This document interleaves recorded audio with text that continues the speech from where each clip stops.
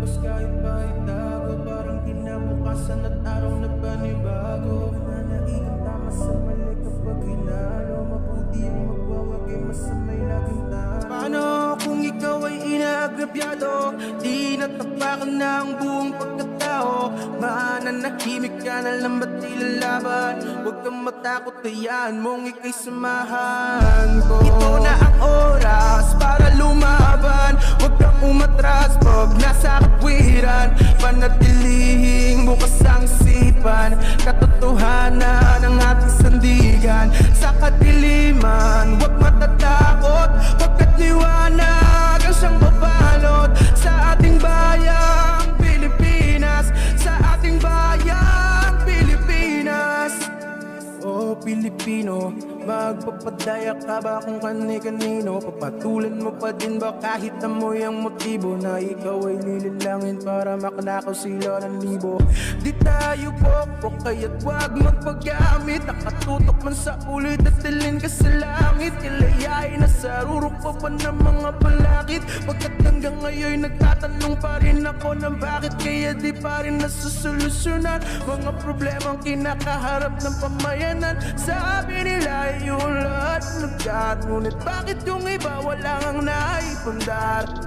Magpupulag-pulagan ka na lamang ba? Magtutulog-tulugan, gumising ka. Ito na ang oras para lumaban. Huwag kang umatras pag nasa katwiran. Panatilihing bukas ang isipan. Katotohanan ang ating sandigan. Sa kadiliman, huwag matatakot. Pagkat liwanag ang siyang babalot sa ating bayang Pilipinas.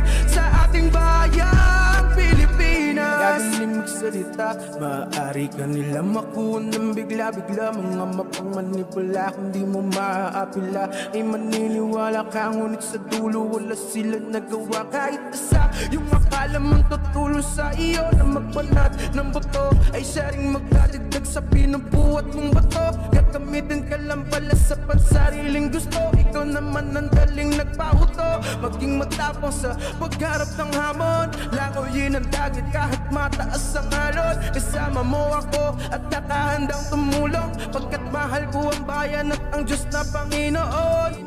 United Talino Warriors at Boss Mike Cervera.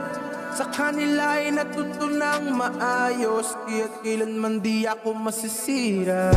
Ito na ang oras para lumaban. Huwag kang umatras pag nasa katwiran.